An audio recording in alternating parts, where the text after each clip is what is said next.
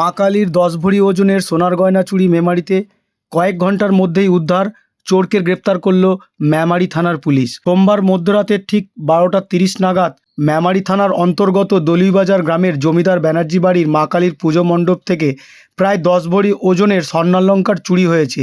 খবর আসা মাত্রই মেমারি থানার পুলিশ দ্রুত ঘটনাস্থলে পৌঁছায় এবং আইসি পালসিট সামাউর রহমান, ওসি মেমারি থানার প্রীতম বিশ্বাস, সিআইবি বিশ্বজিৎ মণ্ডল এবং ডিএসপি মিনাজুর রহমানের তদন্তের জন্য নেতৃত্ব দেন এবং তদন্তের গভীরে যেতেই দীর্ঘ জিজ্ঞাসাবাদের পর এক সন্দেহভাজন যুবকের নাম উঠে আসে। যুবকের নাম দেবজ্যোতি চৌধুরী। এরপরেই অত্যন্ত দক্ষতা এবং সতর্কতার সাথে যুবককে থানায় নিয়ে আসা হয় এবং দীর্ঘ জেরার পর সে তার অপরাধ স্বীকার করেছে।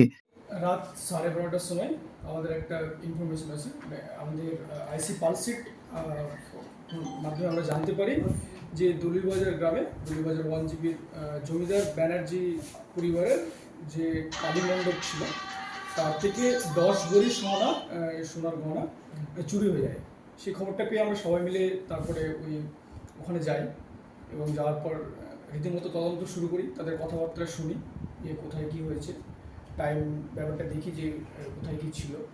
এরপরে তদন্তে আমাদের মোটামুটি 4 জনের প্রতি সন্দেহ জাগে, যার মধ্যে সবার উপরে ছিল নাম হচ্ছে দেবজ্যোতি চৌধুরী, বাবার নাম হচ্ছে সুপ্রভাত চৌধুরী, যিনি হচ্ছেন আর কি বর্ধমানের খোশবাগানের বাসিন্দা।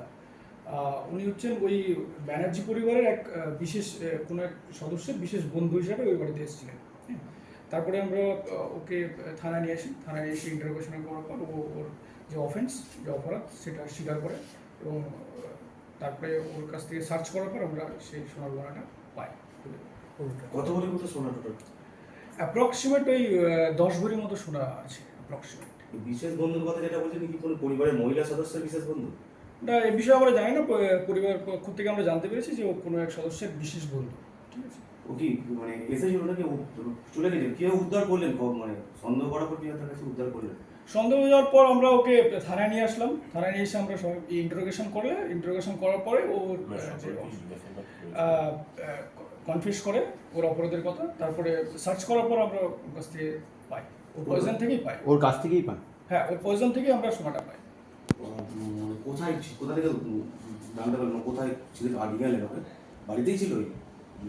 হ্যাঁ, ও বাড়িতেই ছিল। আমরা ওখানে যখন ওখানে ইন্টারোগেট করি আর কি, সবাইকে যখন কথাবার্তা বলি, ও বাড়িতেই ছিল, ওর সঙ্গে করা। এবং যত 4 জনকে আমাদের যে সন্দেহ তালিকায় ছিল তার মধ্যে ও একজন ছিল আর কি।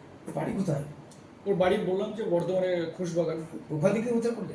না, খোশবাগান থেকে কেন উদ্ধার করবো? আমরা তো জমিদার বাড়ি থেকে ওকে নিয়ে আসলাম থানায় ইন্টারোগেট করার পর ওর অপরাধের কথা স্বীকার করে এরপরে ওকে সার্চ করার পর ওর পয়জন থেকে আমরা সোনার গয়না পাই। সোনাটা কি ঠাকুরের? হ্যাঁ, সোনাটা ঠাকুরের। কীভাবে নিয়েছিল বলছি? কীভাবে বলছি পুলিশকে নিয়েছিল? সেটা এখনো বুঝতে পারিনি। আমরা এখন কেস স্টার্ট হয়ে তারপরে আরো তদন্ত করলে বুঝতে পারবো যে পুজো চলাকালীনই কি ঠাকুরের কাছ থেকে নিচে না?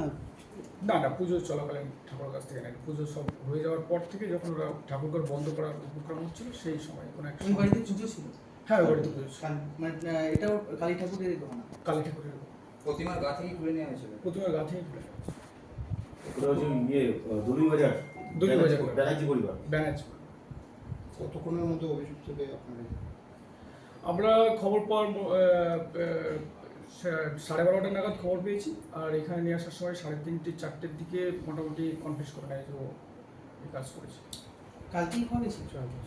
হ্যাঁ, আনুমানিক 4-5 ঘন্টার মধ্যে আমরা এটা বার করতে পেরেছি।